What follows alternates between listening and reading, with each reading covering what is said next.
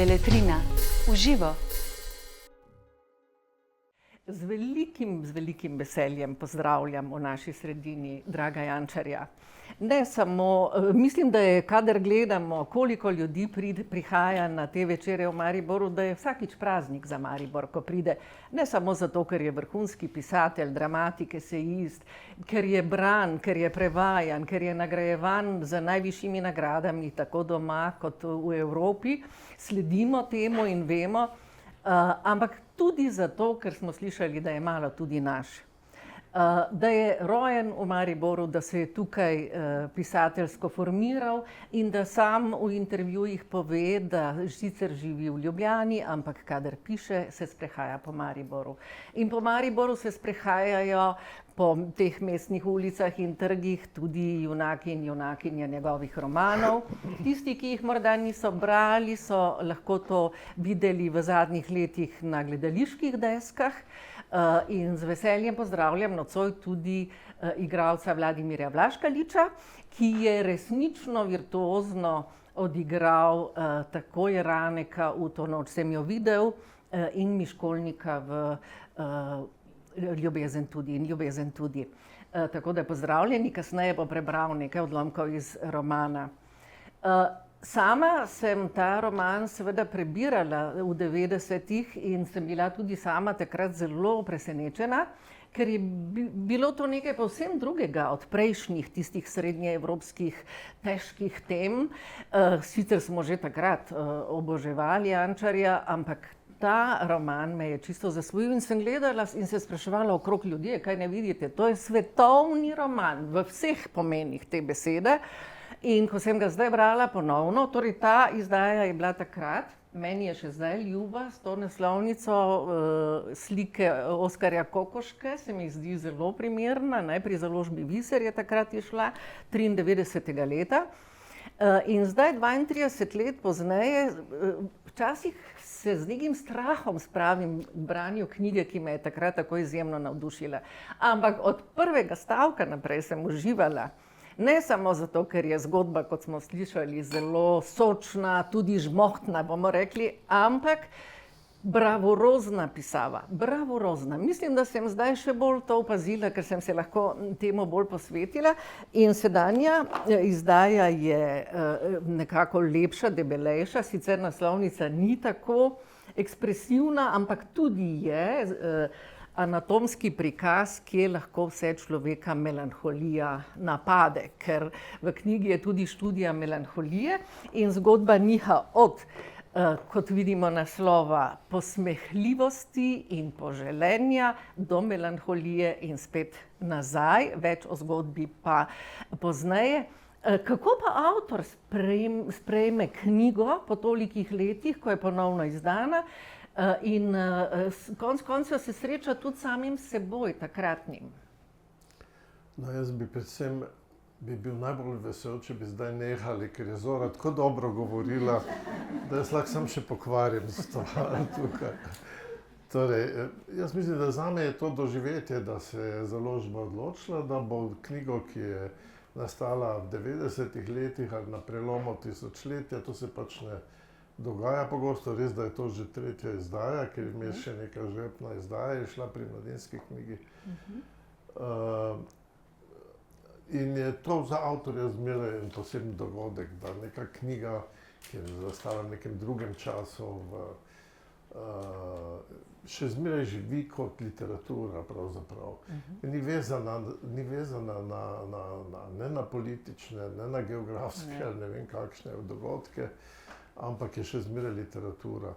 Seveda bo pa glede na to, v čem danes živimo in nas ta Amerika spremlja, že sinoči so se zgodile spet neke stvari, ki so cel svet pretresle in jih zanimajo, da bojo tu videli neko drugo Ameriko. To je tista Amerika izpred, se ni samo Amerika, velike Slovenije tudi, oboje se prepleta ves čas, izpred več kot 30 let, ki je danes, ko gledam televizije, spremljam časopise in spremljam te dogodke, da skoraj več ne prepoznam. Ker to je Amerika, kjer za človeka, ki pride iz Srednje Evrope ali iz nekega manjšega okolja, čudna dežela, nekega optimizma, smeha vse čas in tako naprej. Danes pa je neka dežela ideološko razklana v nekih političnih bojih, ki mi je zelo znana iz naših krajev pravzaprav. No, skratka, to je samo ena taka zunanja primerjava, gre verjetno za globlje stvari.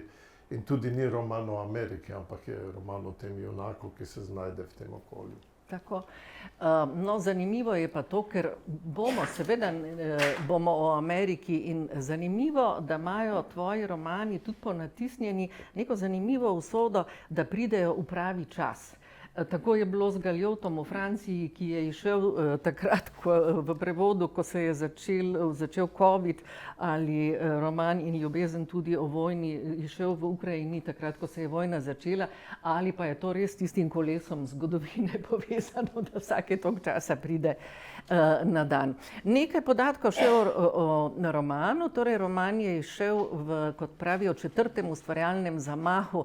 Tako je Tomo Virk označeval, ker je Drago Jančar zmeraj izdal nekako zbirko novel. 92. so izšle novele pod naslovom Pogled angela, potem pa ta roman 93. In morda zanimivost, ki je ne veste, roman je izšel nekaj dni po tistem, ko je Drago Jančar dobil veliko Prešernovo nagrado. In zdaj sem šla gledat in se mi zdi, da si najmlajši prejemnik, mislim, da pri 45 letih, kar je tudi nenavadno, ker danes videvamo, da dobivajo res izjemno pozno to nagrado, kar se mi je zdelo tudi spodbudno in prav, in se spomnim, kako smo bili takrat veseli te nagrade.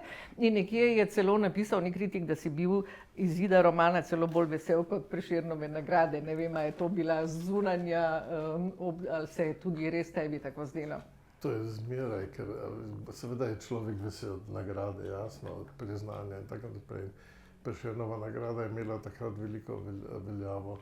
Še danes je ima, ampak so okrog nje ves čas neki konflikti, neke nejasnosti in tako naprej. Vsaj takrat je bila še že v času 80-ih let prejšnje države in 90-ih let nove države je bila to ena dejansko umetniška nagrada in ne glede na to, da so bile včasih tudi kakšne politične kolobocije okrog tega. Pa ne bom kritiziral današnjo to, kar se danes dogaja okrog Prešernovih nagrad, ampak skratka, če ti izide knjiga, je pa seveda to en poseben velik dogodek, tudi če izide tretja izdaja takšne knjige. Kot zdaj. Zanimivo naključje je, da je danes prav tisti usodni dogodek, 11. september, tako da bomo res še kakšno o Ameriki rekli, čeprav je res Amerika že od tega dogodka tragičnega drugačna, pravijo, je zdaj še toliko bolj, ampak zdi se mi, da neki nastavki bova potem skozi pogovor videla, pa so tudi takrat že bili opazni. No, ena je, kot praviš takrat, da je Amerika silna dežela optimizma, ampak da je bil ta smeh včasih tudi umeten in umetelen in zapovedan. Na zadnji strani knjige je odlomek, pravi, solze so bile na tem kontinentu prepovedane. Smejala se je televizija, režal se je radio, jutro se je hihitalo, večer se je hahljal, smejala sta se hudič in ljubi Bog. Tako je s tem smehom, potem je tu to podjetništvo za vsako ceno, tu je en izjemno zanimiv lik, ki recimo izumi kreativno smejanje. Potem so zanimive seveda ta sprememba, sam pišeš tudi v esejih, kako si bil v Ameriki presenečen, ko si iskal kulturne strani, pa je bil samo entertainment. In vse te stvari pluskajo in prihajajo tudi k nam z neko zamudo ali pa včasih še v nekem hujši obliki. Ja, ta Amerika danes je, kot praviš, res povsem drugačna in upajmo, da se bo kdaj vrnila v stare tirnice, za vse si to želimo. Sama zgodba romana je seveda povezana, roman so nekako žanrsko opredeljevali kot delno avtobiografski, z dotedaj največ osebnimi vsebinami, potem potopisni roman in tudi ljubezenski roman. Nekako vse to troje se prepleta. Avtobiografski je v toliko, da si bil torej ti sam 85. leta kot Fulbrightov štipendist v Ameriki, v New Orleansu, torej v tem izjemno zanimivem južnem mestu s to glasbo. Prej smo se malo naravnavali na to vzdušje. In tudi nekaj časa v New Yorku kot predavatelj kreativnega pisanja. In junak Gregor Gradnik, ki seveda torej predava to kreativno pisanje, in njegov mentor je profesor Fred Blauman s svojimi težavami, svojo študentko in tako naprej. Gregor Gradnik nima nekako nekega silno pozitivnega mnenja o kreativnem pisanju, ampak pravi, v Ameriki že vedo, oni vedo vse, potem pa tudi to kreativno pisanje. Zanimivo je, ker tvoja zadnja, zaenkrat, knjiga, ki je izšla lani, to se pravi knjiga esejev, pa je naslovljena Zakaj pisati. To se pravi, da zdaj toliko je teh tečajev pisanja kreativnega, toliko je teh, ki želijo pisati, ki se velikokrat, kot že za tiste študente praviš, vrtijo okoli lastnega popka. Zdi se, da včasih bi bilo pa že skoraj dobro narediti za kakšne tečaje za bralce. To je res, ja. Kreativno branje. Kreativno branje. No, jaz sem dala točno ta naslov in sem ga ponudila, eni ustanovi pa nisem imela nekega uspeha za kreativno branje. V bistvu je vsako branje kreativno. Zato sem pač jaz od začetka živo prepričan, da pisanja, kreativnega pisanja, ustvarjalnega pisanja ni mogoče ljudi naučiti. In jaz sem se pa v Ameriki že na prvi dan, kot sem moral z nekoliko treme pred študenti govoriti, pa še svojo takrat malo slabo angleščino in tako dalje. Ampak sem jim takoj skušal razložiti, da so bili v Sovjetski zvezi tako imenovani inženirji duš, ki bi naj tudi vedeli, kaj je treba napisati, kako je treba optimizem in tako. Takoj, ko sem izrekel besedo optimizem, so že dvignili 3 roke in so rekli, kaj je narobe z optimizmom. Jaz rekel, jaz pač prihajam iz okolja, ker je pogosto žalost, pogosto so ljudje nesrečni, imamo tudi veliko število samomorov in tako naprej. Nismo nagnjeni tako a priori k veselju, to, kar si prej omenjala in tako naprej.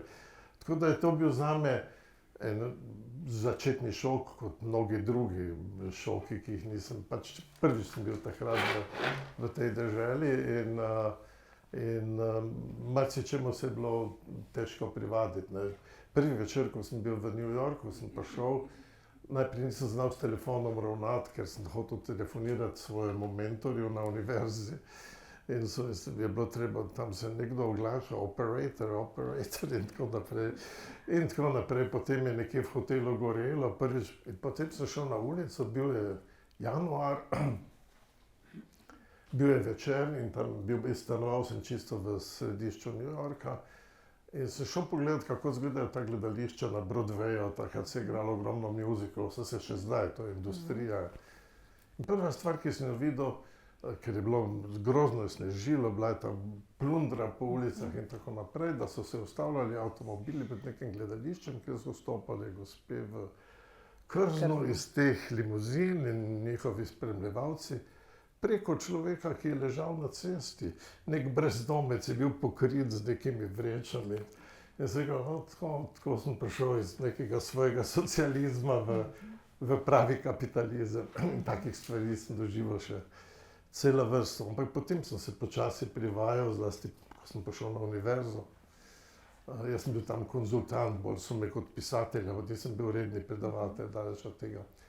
In ko sem prišel v te stike, zmeraj bolj potem se počasi navajaš, minevajo tedni, meseci in potem je iz tega nastajalo neko čudno razpoloženje med domotožjem in med željo, da se vključiš v novo okolje. In iz tega raste tudi neka melanholija, o kateri si govorila in kjer je v samem naslovu poželenja po novem svetu in hkrati ti ostaja ves tvoj stari svet s teboj. Po 2-3 mesecih je to že zelo močen občutek, si že nekje drugje, skoraj nekoliko doma, pa še zmeraj nisi, seveda. In iz tega vmesnega prostora pisatelj skuša ustvariti neko razpoloženje. Samo kreativno pisanje pa je seveda za mene še naprej ostalo problem, ker še zmeraj sem prepričan, da je pač to nek talent, ki ga nekateri imajo, nekateri ga nimajo, nekateri se ga res da lahko naučijo, je mogoče nekaj napisati. Tehnike mogoče, ja. In potem, ko sem že bil nekaj časa tam, se že nekoliko v tem uveljavil, so mi poslali v Kentucky, da bi pogledal gledališki festival in sem študentom o tem poročal in so že bili malo zadovoljni in mi celo ponujali mesto, da tam ostanem. In takrat sem potem profesorico, ki je vodila ta oddelek kreativnega vprašanja, sem rekel, pa kak smisel ima to zdaj, celo to kreativne pisanje, zdaj ga pa že precej poznam, pa s študenti sem se veliko pogovarjal in tako naprej. Sem rekel, postanejo pisatelji. Je rekla, ne, nažalost ne. Zaradi tega, ker potem, ko čakajo, da bo prve objave, ki je pa nikakor ni, pustijo vse skupaj. Sem rekel, ampak se potem vsaj bralce vzgojite, ki grejo skozi te tečaje. Takrat je bilo to zelo popularno, veliko ljudi se je vpisovalo v Ameriki v te tečaje. Je rekla, ne, pol so tako jezni, ker nič njihovega ne objavijo, da tudi berejo nič več. Skratka, sami dvomi so okrog tega, ampak kljub temu, seveda je bilo gotovo je bilo med njimi precej talentiranih ljudi in tako naprej. Tako da stvar je koristna, ker je pomagala literaturi, bolj kreativnemu branju, kot bi ti rekla, ker smo jim ves čas govorili tudi, kako se knjige bere, kot samemu ustvarjalnemu pisanju.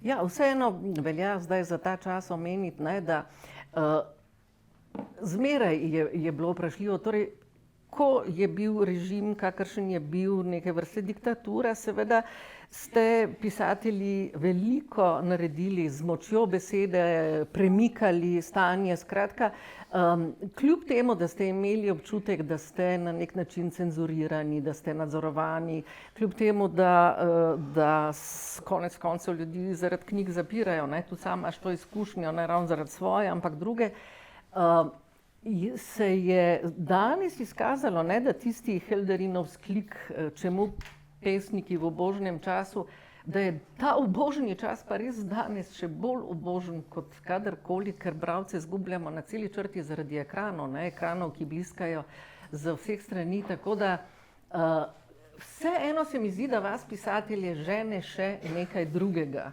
Nekaj drugega, ne samo to, ampak res vem, da dokumentarec pred leti, ki ga je Jaroslav Skrušnji naredil o tebi in tvojem delu in o srednji Evropi, se je imenoval Opisni poželjivec.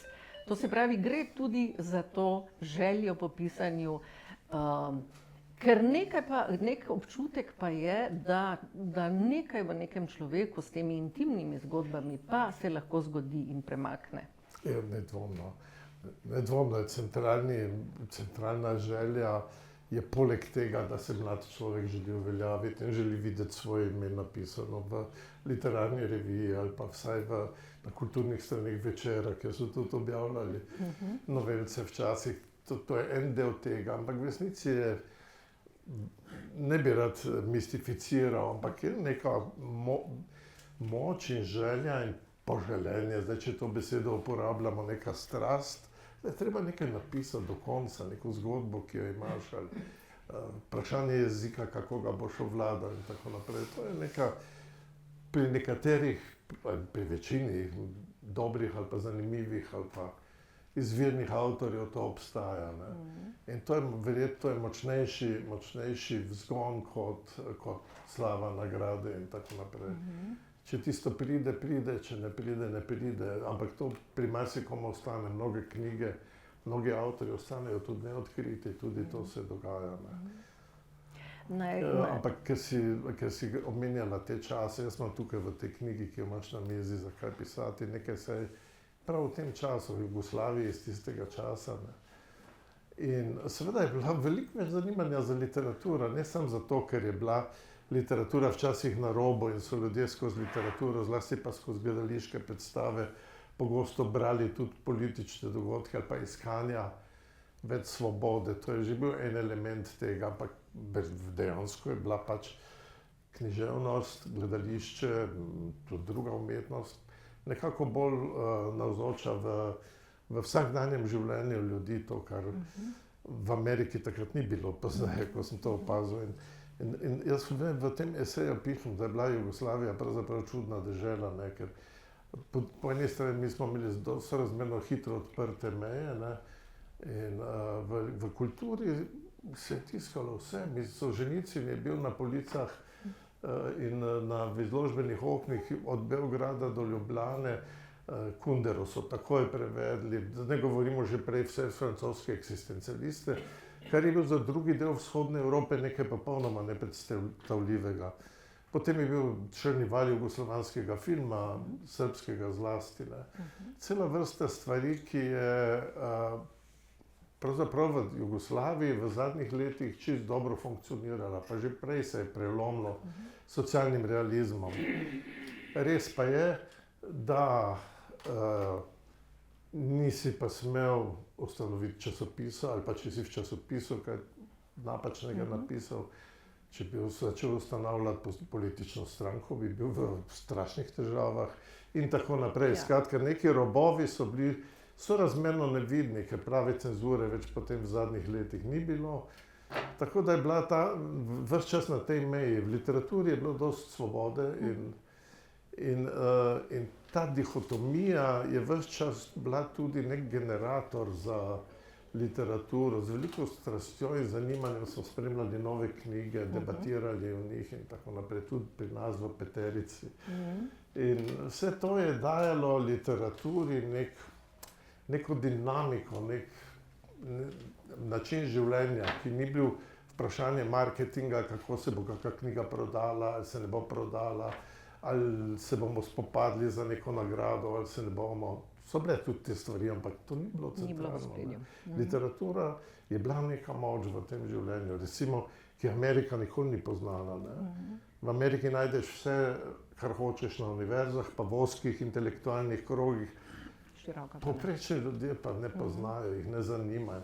Medtem ko pri nas, bi rekel, tudi zlasti v Sloveniji, ki smo živeli z tradicijo literature, je v vsak dan, v življenju vsakega človeka vsaj malo do to vstopi.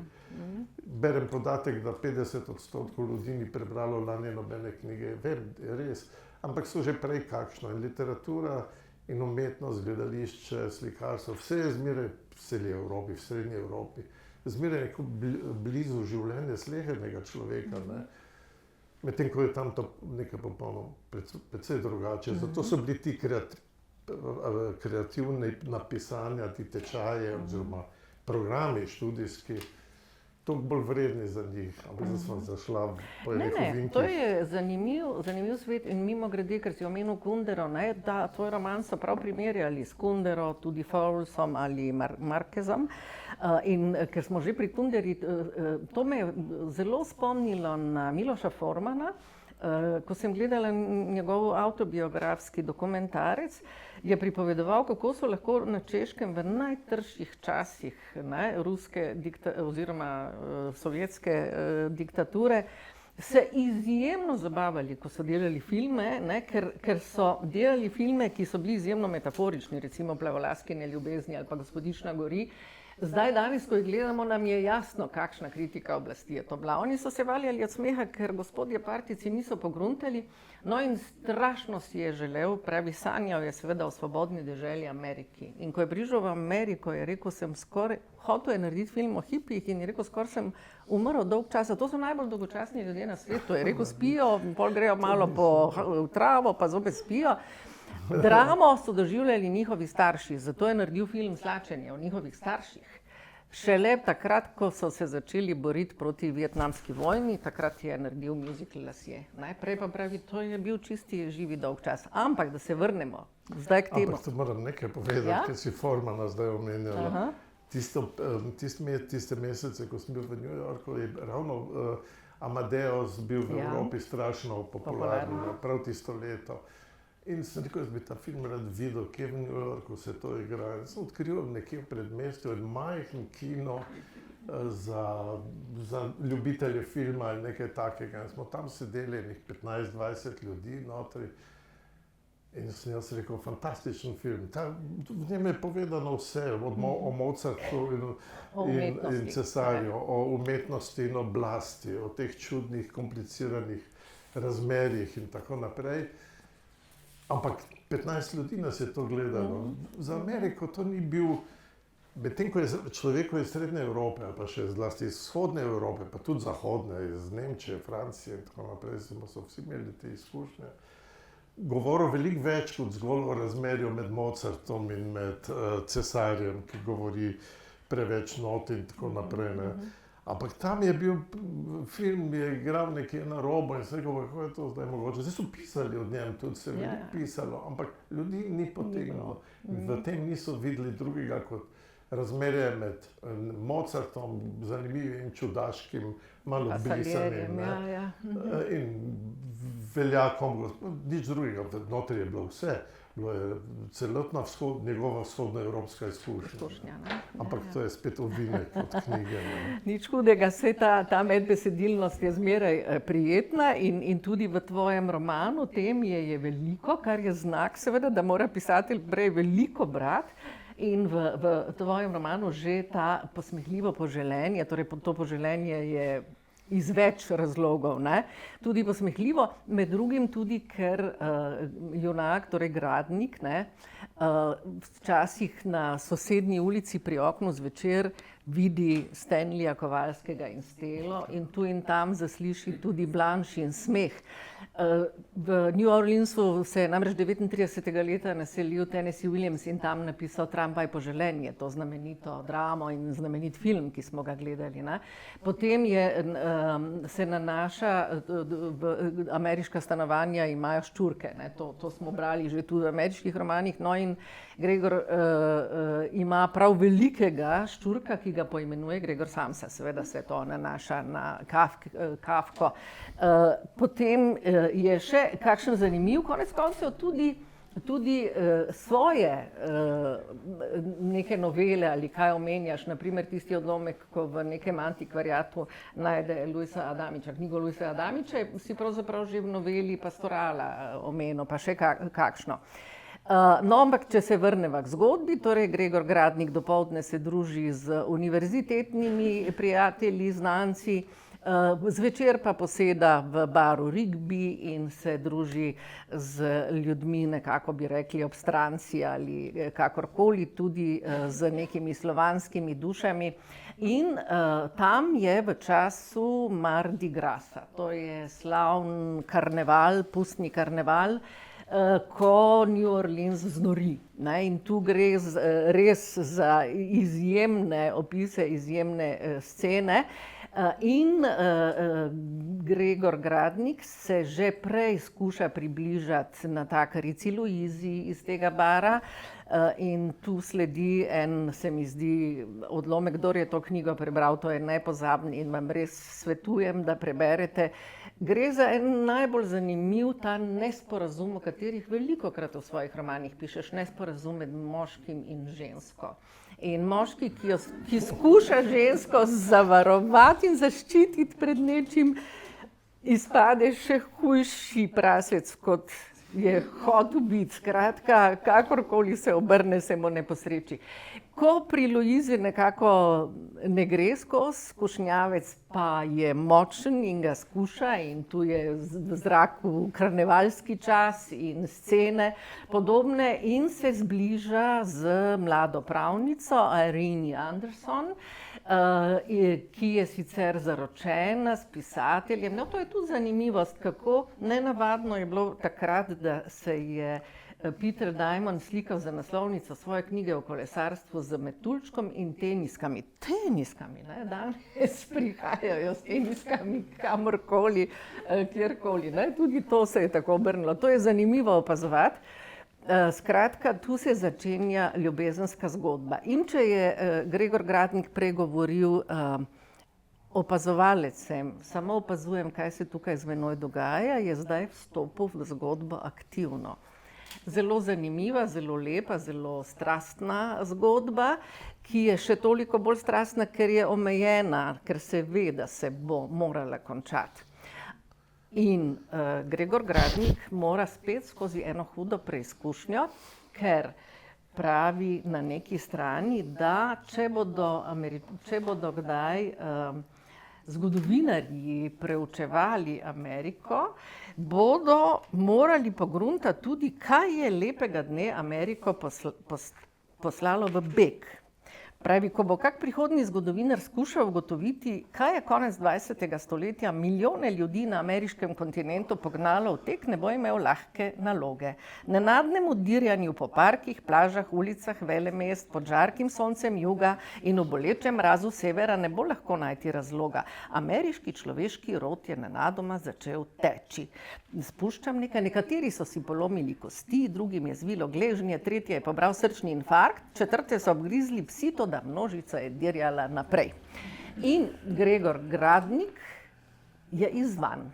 Ireni mu reče, a bi zmogel teči. In kako ne zdaj reče, da ne, kljub temu, da nikoli ni treniral, da povrhu vsega kadi, tudi kaj spije, ampak seveda moški tu ne more popustiti. In zdaj imamo priložnost, da slišimo hkrati kreativno pisanje o kreativnem teku. Vlado Vlaškevič.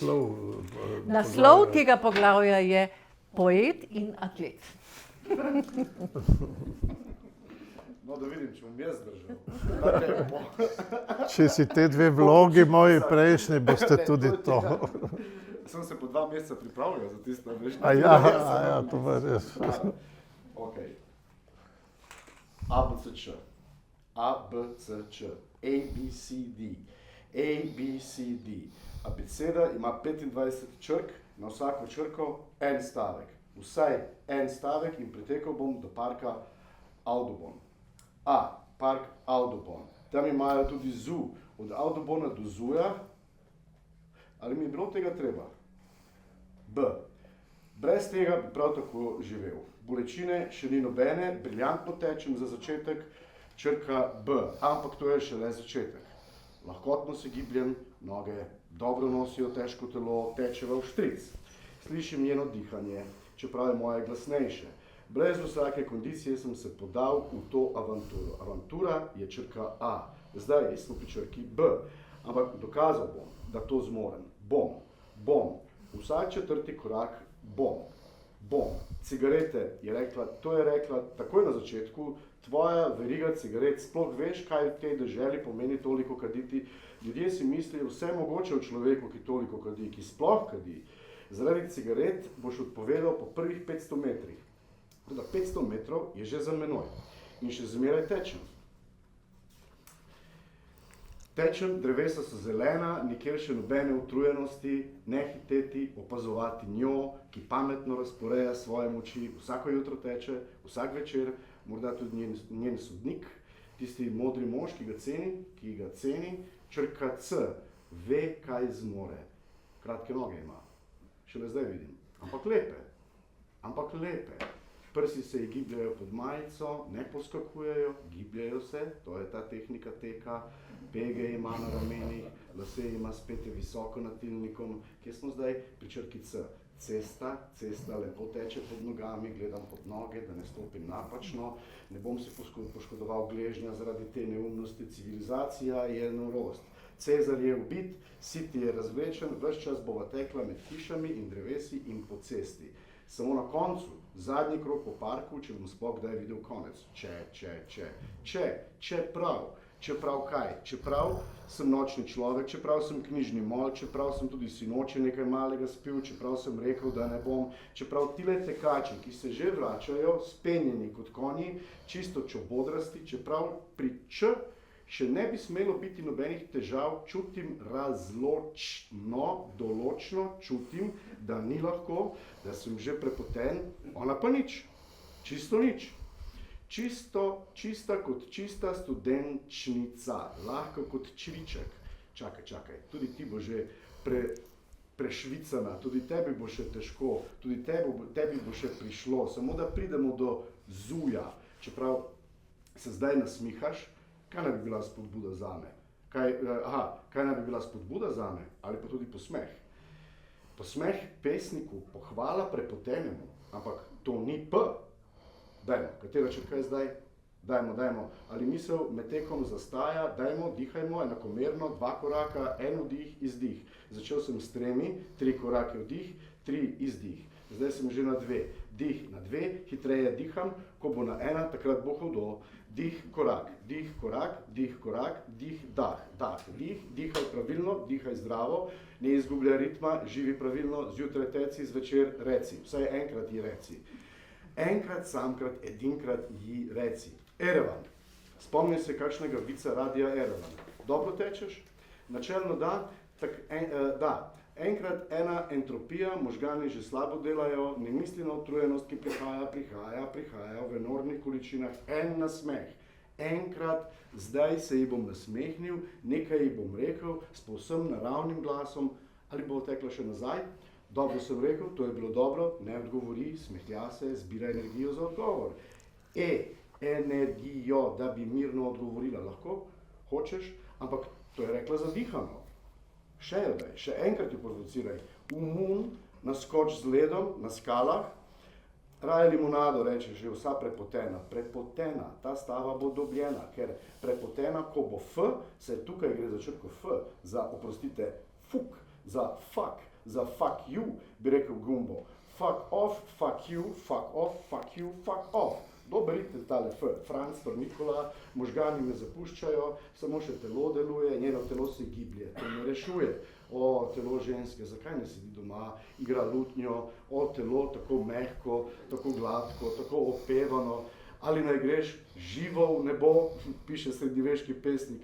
Tale pa teče v kratkih hlačah, po vseh vdolbinah ji teče pot sope, nekoliko sope, Zdaj pri črki F jo bom prehitel, hitreje, daljši koraki, 3 na 1 dih, pomaham ti lahno, ampak lažem, postaja nevarno, postaja grozljivo, boli, pod rebri, boli, na obeh straneh avtomobili, midva na sredi po travi, po slonovski poti, steptali, tekači, dohitela me je, slišim njeno dihanje, njen pogled postaja steklen, prehitela me je, omaguje, hudičevo postaja, črka H, hiše so večje, pri nas so manjše, iz mesta so manjše, tukaj so večje.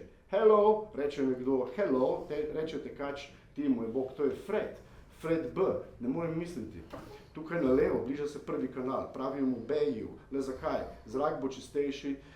Zdaj po pločniku, ob vrtovih, ob bazenih, mimo kapele, ljudje odmaše, pametni ljudje, tukaj ne morem več, tukaj je budistični center, tukaj je sedel v senci, jih gledal, ostrižene, buče, samo bušmani tečejo nekje v Afriki, ne vem kje, nenehno tečejo, hoja je tek, zanje je tek hoja, hoja.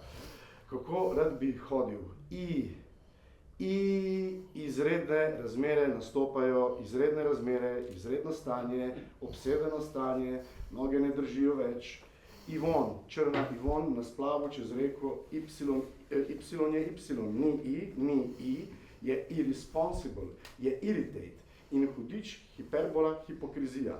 J preskočim, tu je K, knjige, kriza, definitivno kriza. Ustavil se bom, moj bog, ustavim se.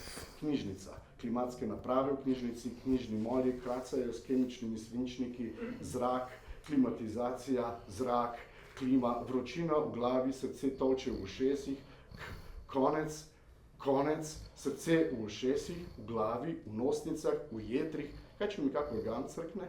Moj bog, zdaj se bom ustavil. Naslonil se bom na ograjo, izdihnil, ona teče za ovinek, je že pri kanalu, čez most teče. Ozrla, spotaknila, padla. Padla je. Padla, ker se je ozrla. Že teče, krvava praska na kolenu.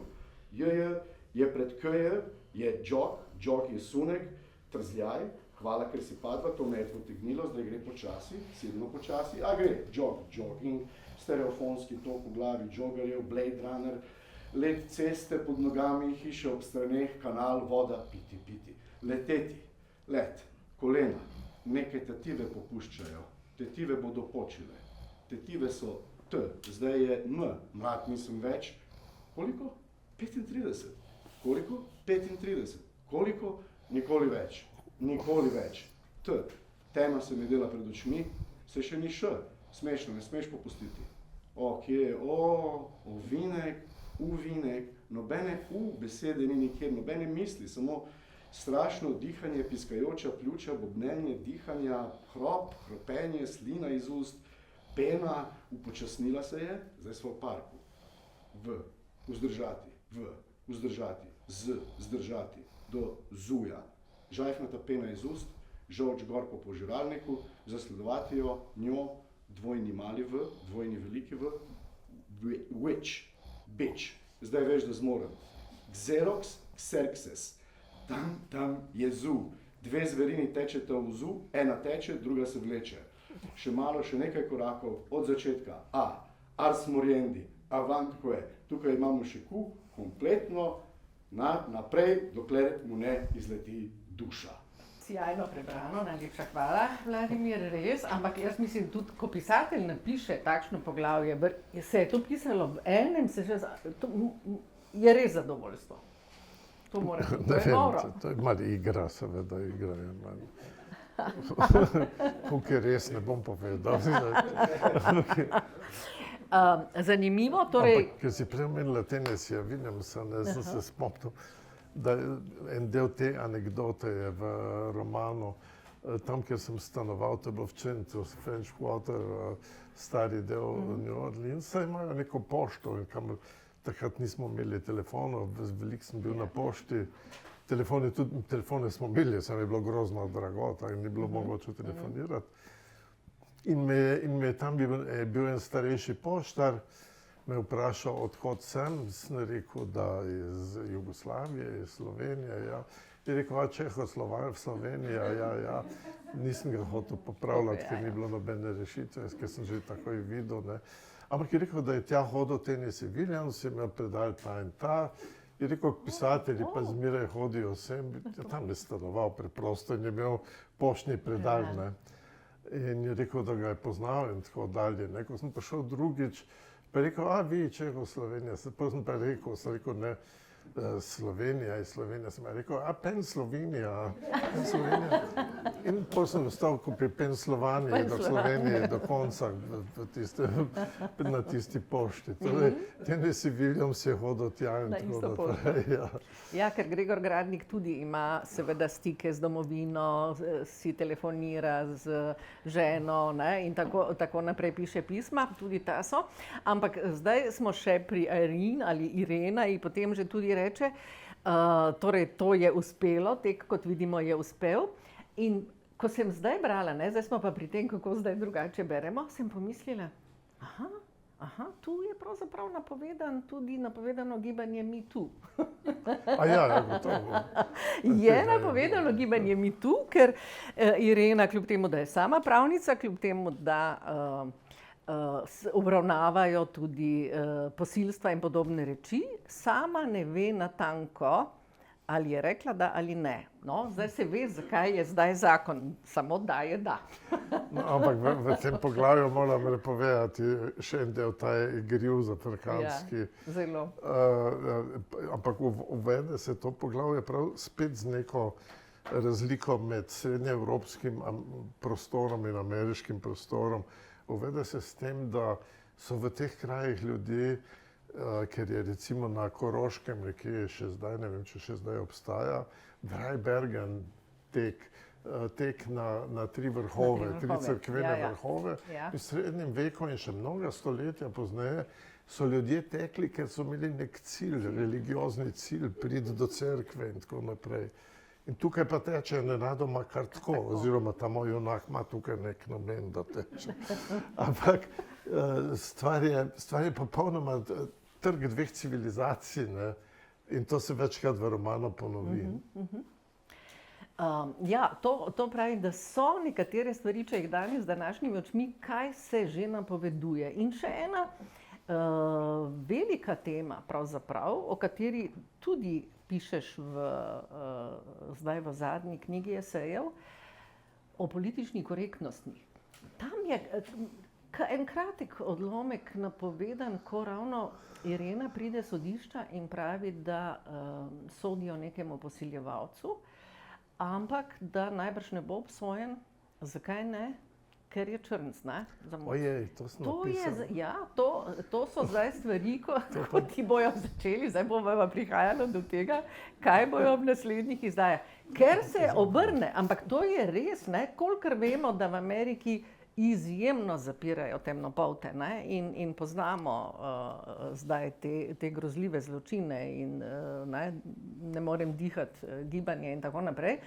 Se pa zgodi tudi to, da si potem v nekih liberalnih krogih ne upajo ravno zaradi tega nekoga obtožiti, če je res kriv ali kakorkoli. To je zdaj, se pravi, da prihajamo zdaj do te teme, o kateri kar sta zadnja dva eseja, o tej politični korektnosti oziroma pisateljev ugovor proti temu, ker se je tudi v Ameriki začelo pospešeno nek nov konzervatizem, zdaj z ene ali z druge strani, ko popravljajo knjige in celo knjige za nazaj.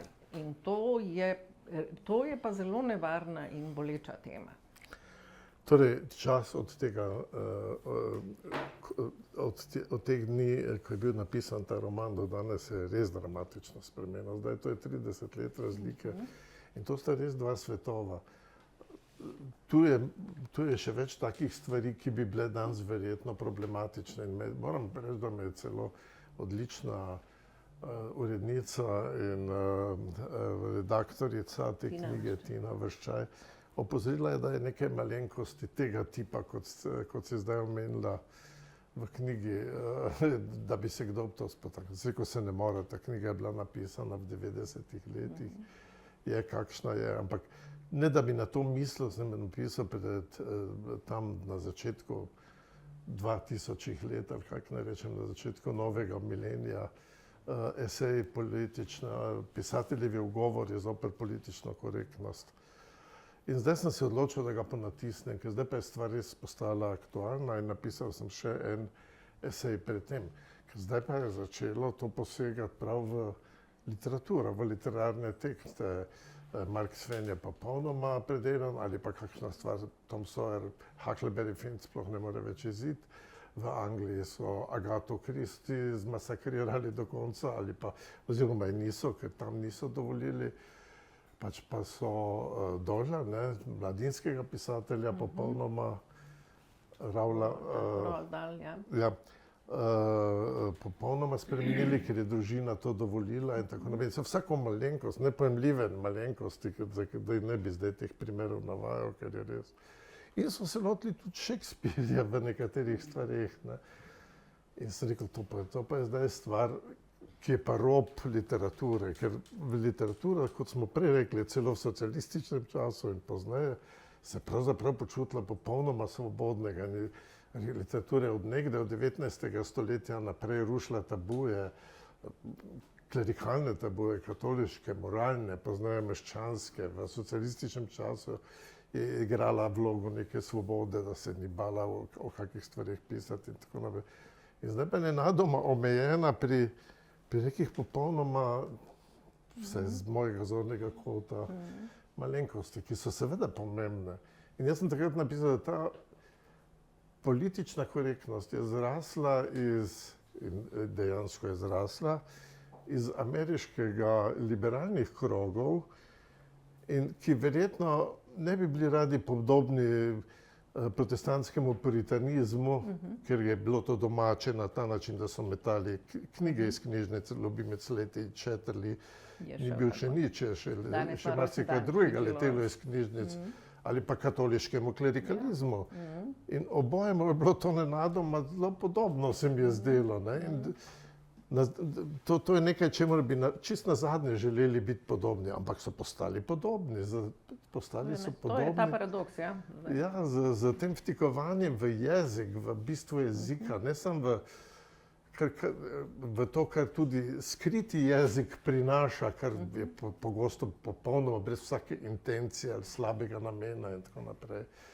In to je pa nekaj, kjer se mi pa zdi, da je stvar za literaturo nevarna, ker jaz razumem omejitve v nekem političnem prostoru, v moralnem prostoru, In je v tem smislu politična korektnost koristna, da se zoper marginalne skupine ne nastopa, da se tudi tu zelo ostro reagira na take stvari. Ne.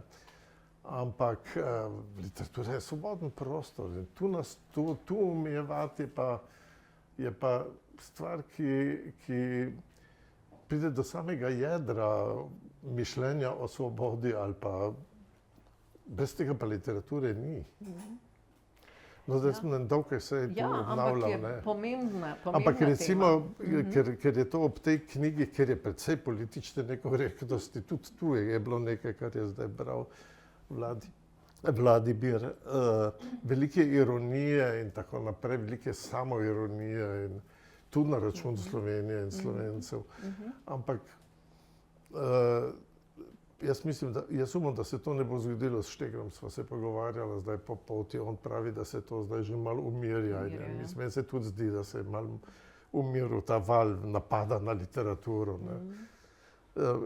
Shakespearea so začeli izdajati v Angliji samo zato, ko sem zbral v nekem časopisu, samo zato, da bi prekrili te, ki tam mrgoli tega v teh politične nekorektnosti vseh vrst 16. stoletja, jasno. So ga začeli izdajati za šolske tekstbuke, in tako da pravih kompletnih knjig sploh ne ponatiskuje več, ampak tisto, ker je vsebina in ker v vsebino lepo zajameš in ni nobenega problema. Ne. In na koncu moj esej se konča s stavkom, kaj bi danes naredili kaj bojo naredili z Shylockom iz beneškega trgovca. Brez tega pa cele zgodbe ni, ker je se je neprijetna, se je strašna, on hoče kos mesa nekomu odrezati, da mu vrne, koliko se spomni. Ampak brez tega je preprosto ni več. Ne. Mi moramo to literaturo vzeti, kakršna je nastajala v stoletjih, v nekih drugih družbenih razmerah in tako naprej. Glede na čas, katerem je nastajala. Ta stvar je pa toliko, kaj bi rekel, prezentna in vroča, da sem ti moral malo bolj na dolgo na to odgovoriti. Pomembno. Gospod župan opozarja se poslavlja, ker ima še 2 dogodka, tako da hvala. Ko smo začeli o politični korektnosti govoriti, Hvala, me je zelo veselilo. Če smo na politični korektnosti, smo pa tudi na obveščanju javnosti. Imeli smo eno zelo veliko obveščevalsko kampanjo Maribor mesto kulture, ustvarjalcev, digitalno in je res, da imeli smo priložnost se pogovarjati z gospodom Bervarjem, našim pesnikom, pred par dnevi, njegovi 80-letnici, danes pesnik tukaj sedaj pa pritim na otvoritev festivala Maribor, da bi bili navabljeni na vse, kar se bo še dogajalo, mesto Bojkota, zahvaljujoč vam, lep večer še naprej. Hvala. Hvala lepa. Hvala.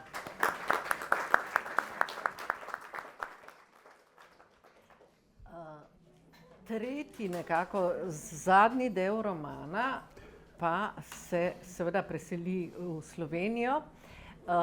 Ljubezen se konča in Gregor Gradnik nekako spet čuti, da je tu pot končana in pravi, kje sem bil, je pomislil, v katerih sanjah, to je bil konec. Od tod naprej ni bilo več nobene poti, samo še domov proti domu. Tako se izgubljeni sin vrne domov, človek vase, pisatelj k pisanju. In ta del se mi zdi se zelo spremenil.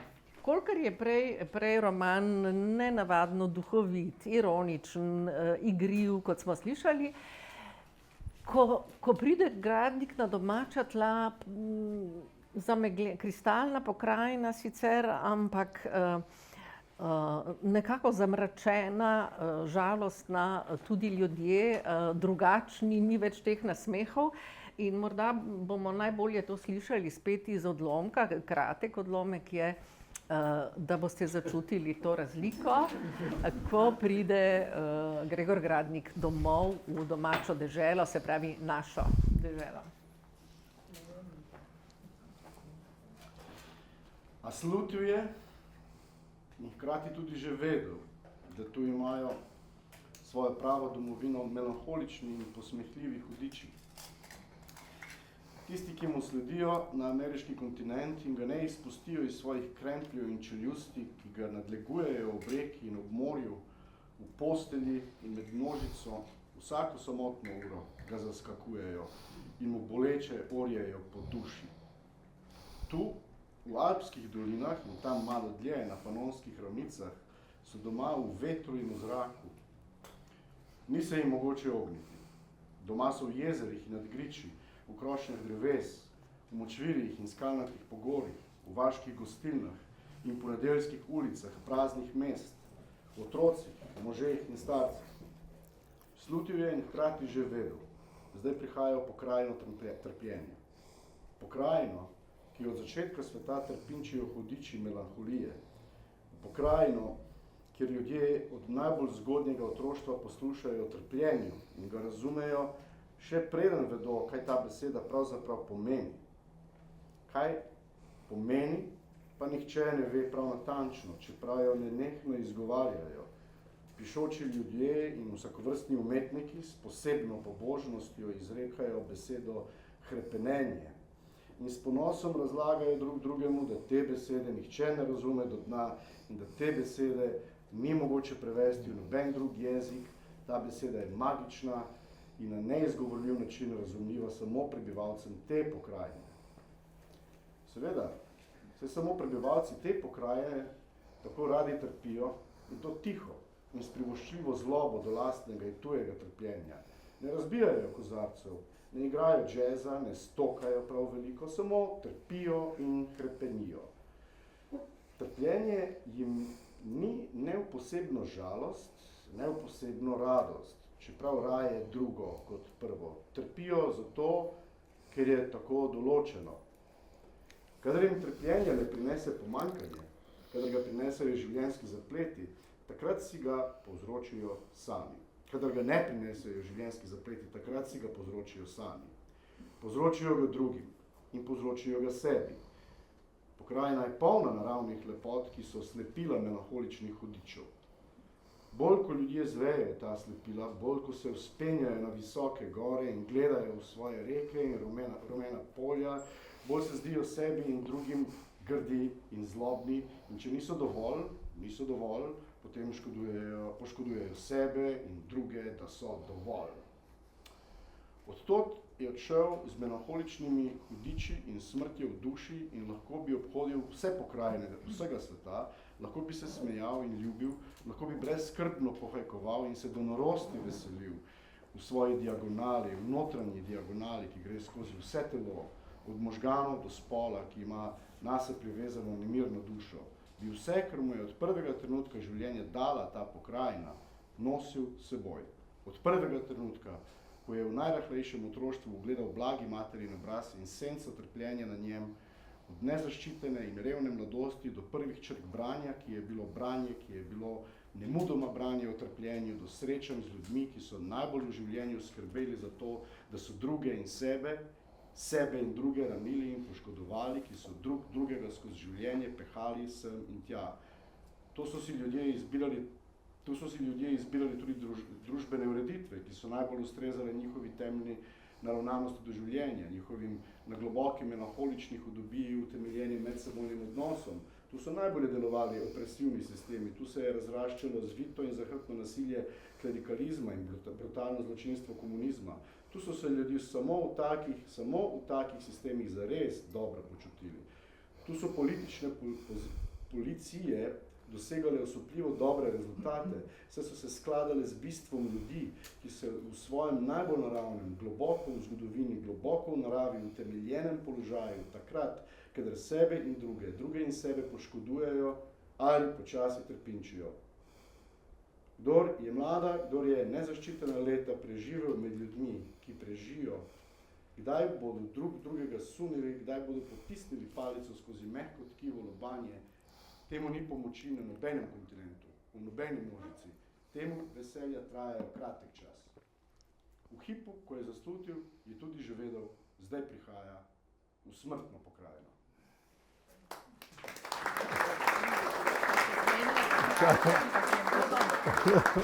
Se je odločil, da bo več. Ja. To pa ne bova komentirala o tem. Sploh ni komentarja, ampak vseeno si ne morem kaj, zdaj ko smo že pri težkih temah, glede na to, zdaj sem pomislila, ko smo poslušali o tej pokrajini pa besedi O hrepenenje. tem pišem v drugih romanih. Ja, pa ko imaš eno poglavje naslovljeno Obrovnek in Tolmun in sem se spomnila, kako Ludwig Hartinger, nemški besedni umetnik in velikokrat nastopa tudi v tvojih delih, on zmeraj reče, Drago Jančar je seizmolog, on najbolj natančno in dobro čuti neke silnice, ko se poruši neko ravnovesje, ko se začenja in zdaj res živimo v neverjetnem času, v takšnem času. In sinoči, ko sem gledala, kako so padli ruski droni na Poljsko, sem se spet spomnila na to, na kar se večkrat spomnim iz tvojega zaenkrat zadnjega romana, ob nastanku sveta, kako ruski projektili letijo Francijo, pa tu in tam pade kateri v Dravsko dolino. Hud čas je, ampak ti v intervjujih vseeno praviš, da ostajaš optimist. Malo te bom izvala, ker če imamo nekoga, ki tako spremlja ta svet, kako se tudi počutiš v tem zdaj? Ja, počutim se negotovo kot vsi malo, to je jasno. Vsak dan nas bombardirajo z novicami, ki nenadoma niso več tako enostavne, niso več dobre. In zgledali so včasih neke vojne, nekje daleč, nenadoma je vse postalo zelo blizu. Ne samo zaradi tega, ker živimo v svetu globalnih komunikacij tako močno kot še nikoli. In vsak hip zvemo, kar se kjerkoli dogaja. Ampak ker se to dejansko, se je nek nemir med naselom, med ljudi. Jaz pravzaprav sem preživel pol stoletja v dveh različnih sistemih in nikoli še nisem bral toliko, kot danes berem o oboroževanju. Vsi evropski politiki nenadoma govorijo o oboroževanju, Nemci govorijo o oboroževanju. Po poti sva se ptisi imenoval neka letala moderna, ki jih oni uvajajo in tako naprej. To so stvari, ki včasih se spomnim o tem, kar to ne piše v enem od zadnjih romanov, jih je že toliko napisal v zadnjem času, da nisem vseh prebral.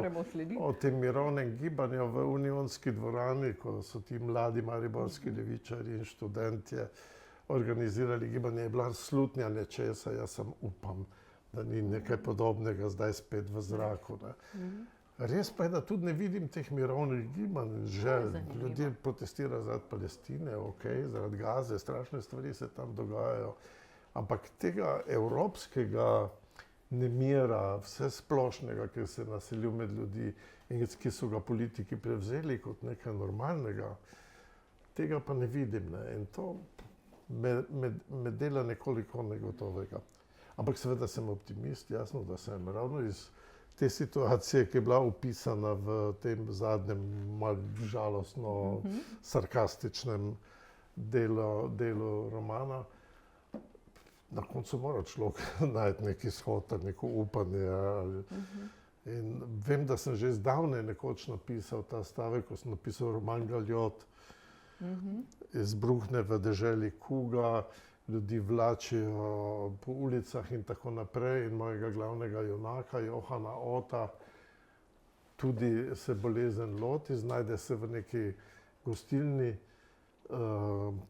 pridejo kljunači, ki tam, ker ve, da žganje in vino pomaga, spije precej žganja, vina, poje zelišč neke in tako naprej, ampak preveč popije tega. In pridejo kljunači, to so bili redovniki, ki so vlačili ljudi na vozove in tako naprej, zataknejo za hlačnico in ko začnejo vleči, potem je zapisan zadnji stavek romana, ki je po mojem popolnoma optimističen. Piše, jutri bom trezen in teh prekletih sanj ne bo nikjer več. Kaj je to drugega kot optimizem? Vsi so rekli, da je to nek temen roman. Jaz sem pokazal tak krasni izhod iz tega. Da se lahko zbudimo, ja. Ja, hvala še enkrat, hvala vsem, ki ste danes prišli, hvala seveda pisatelju, hvala založbi Beletrina. Jaz pričakujem, da zdaj je bil naslednji roman Zvenenje v glavi, da se bo ponatisnil in potem, da se bo znova, ne vem koliko že, pa zame moj najljubši roman natisnil Katarina Pav in Jezuit, ne? Urednik Urban Volk te knjige in pisec Spremne besede, pa je napisal, da je posmehljivo poželenje njegov najljubši roman. Je rekel, čeprav bo avtor mogoče glede na to, da jih je pol napisal še 8 mojstrskih romanov, malo, ne, užaljen. Torej, zaključila pa bi, hvala, pisatelj bo najbrž podpisoval knjige, tam so na razpolago, da jih kupite. Nekoč sem se ukvarjala s tem romanom v primerjavi s Severnim sijem in Zvenenjem v glavi, predvsem o odnosih, tistih nesporazumih med moškimi in ženskami in potem bom prebrala, s čim sem pa, mogoče in začela in končala, da vemo, kako se pa lahko, samo konec, s čim sem potem zaključila, nek tudi optimističen. In sicer naslednja zbirka novel je bila pa Prikazi iz Rovenske. Prej so bili Pogled angela in v negotovih časih živimo, popolnoma negotovih in na koncu pravi v enem odlomku.